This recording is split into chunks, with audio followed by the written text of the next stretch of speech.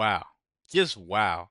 George Stephanopoulos just got silenced by Marco Rubio. You guys got to check this out. Marco Rubio, Mr. Secretary, thank you for joining us this morning. Has there been any contact with President Zelensky since Friday? Well, I haven't had any contact with him since Friday. We have plenty of contacts with him, though. Plenty. I mean, he met in the last 10 days. He's met with the Secretary of Commerce. He spoke to the president on the phone, met with the Secretary of Commerce, met with me, met with the Vice President, met with our special envoy, and then was invited and came over on, well, invited, he wanted to come over on Friday to sign this commercial deal. It didn't happen. So there's been plenty of contact with them. I've talked to the foreign minister several times, not since then.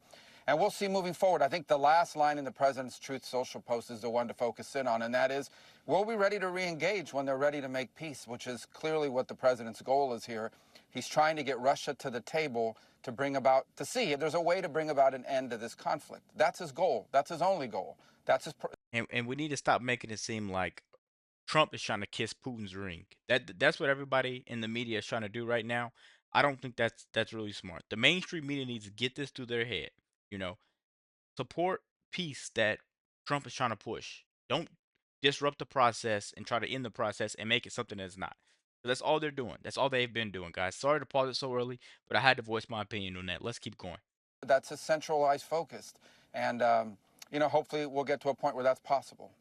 The British Prime Minister said this morning that the United Kingdom and France are working on a peace plan with Ukraine to present to the U.S. Do you know where things stand with that plan? No, I mean, I've talked to both of the foreign ministers of France and the UK yesterday, and I explained to them sort of the events leading up to what you saw on Friday. Look, I think what's really important here is to understand the dynamic. The president is basically saying there's this horrible war. It's been going on for 3 years. It is a bloody stalemate, a meat grinder type war, and he wants it to end. How does it end? It's very simple. The only way it ends is if Vladimir Putin comes to a negotiating table. And right now, President Trump is the only person on earth who has any chance whatsoever of bringing him to a table to see what it is he would be willing to end the war on. Now, maybe their claims or what they want, their demands will be unreasonable. We don't know, but we have to bring him to the table. You're not going to bring him to the table if you're calling him names, if you're being antagonistic. That's just the president's instincts from years and years and years of putting together deals as someone who's in business. And that's the only goal here. Let me just stop you there for 1 second. Why is it a war with no end in sight? Why is it okay to call President Zelensky Why is it okay to call President Zelensky a dictator, but not, as you say, call Vladimir Putin names?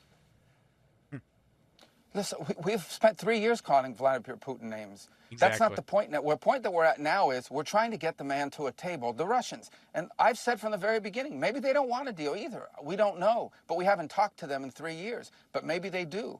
The point is, do we want to make...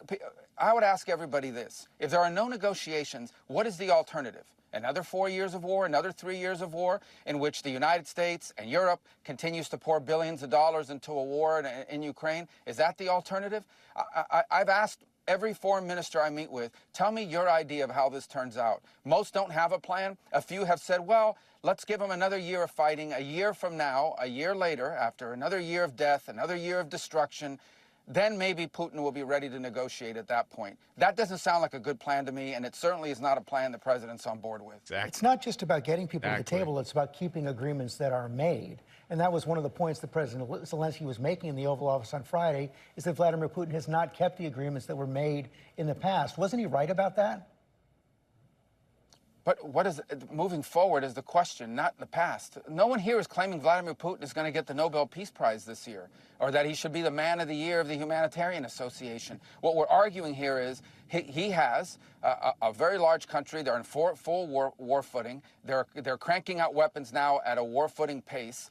And we need to figure out, is there a way to get them to stop the war? And the only way you're going to do that is to get Russians engaged in negotiations, something the Europeans haven't been able to do, the Biden administration wasn't able to do or didn't even try. That's the goal here. It's that simple. Can we try to sit with them and figure out whether there's anything, what are the Russians' demands? Under what conditions would the Russians be willing to stop this war? And as I said, we don't know what those are because we haven't talked to them in 3 years. That's the singular goal here, is to try to bring about an end to this conflict, and it begins by getting them to the table. Ultimately, like any truce, like any peace agreement anywhere in the world, those things will have to be enforced, they'll have to be enduring, there'll have to be safeguards put in place. Everybody understands that. But it begins with the first step, and that is engaging them to see if it's even possible. because if it's not possible, then what we're looking at is a protracted stalemate with thousands of people dying, billions of dollars pouring in, and more death and destruction. And that's not something the president. Guys, just from me watching this video, I think the most important thing to take from it is how much Marco Rubio has improved. You know, I think if he keeps going at this rate, he might be a good vice president candidate for JD Vance. You know, they're going to blow through Kamala Harris and AOC if they decide to run in 2028. So I think that would be a pretty good blowout.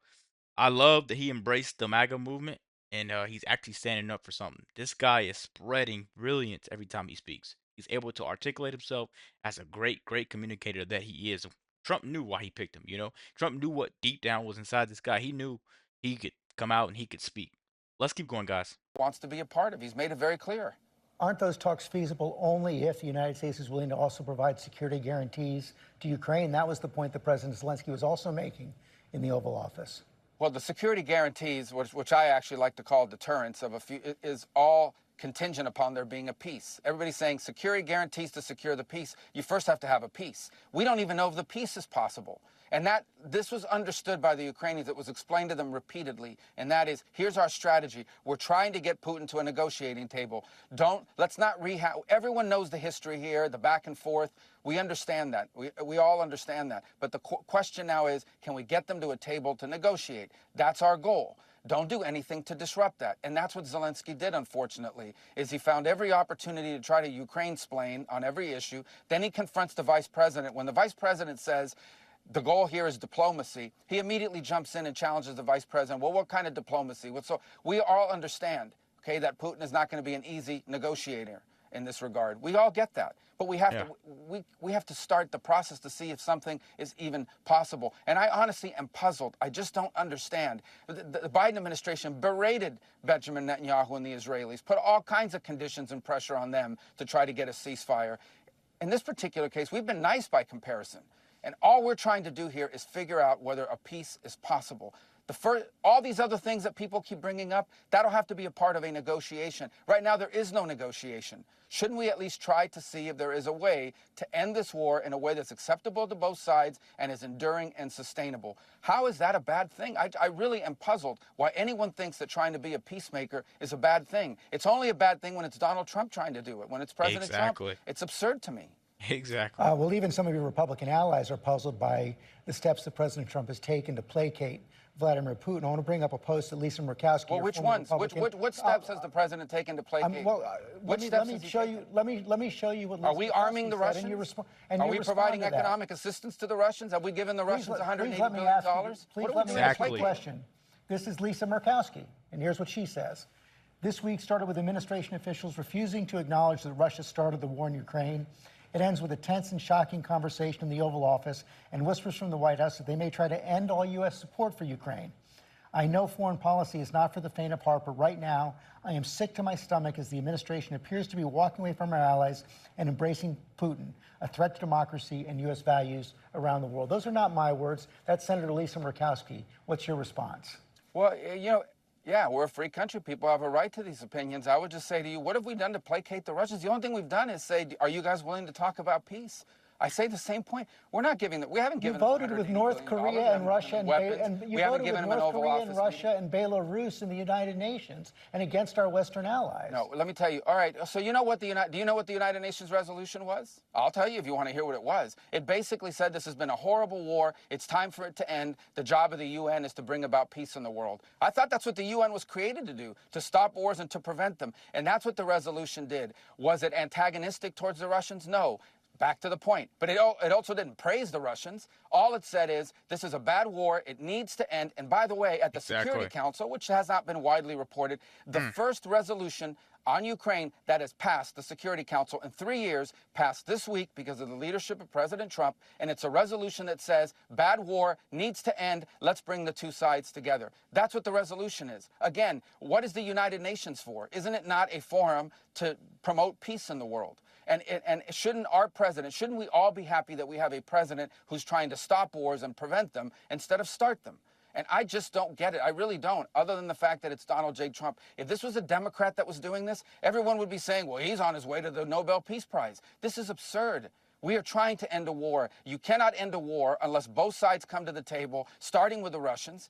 And that is the point the president has made. And we have to do whatever we can to try to bring them to the table to see if it's even possible. I'm not promising you it's possible. I'm not telling you it's 90% likely. I'm saying it's 0% likely if we don't get them to a negotiating table. And the sooner everyone grows up around here and figures out Mm. that this is a bad war that's heading in a bad direction with death and destruction and all kinds of dangers surrounding it that could spiral into a broader conflict, the sooner people grow up and realize that, I think the more progress we're going to be able to make. But the president's crystal clear. He campaigned on it, and he's going to govern on it. And that is, he is going to be a president that tries to achieve peace, and he has been very clear this is a war that would have never happened had Donald Trump been in the White House, and it needs to end, and we're going to do everything we can to end it in an enduring and sustainable and fair way. I'm not gonna lie to you guys. He's a perfect pick for Secretary of State.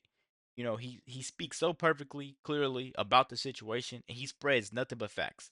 You know, why can you keep sending this country money to Ukraine and then no war has ever ended? So now you cut the money off, and they're saying you're gonna start more war by doing so.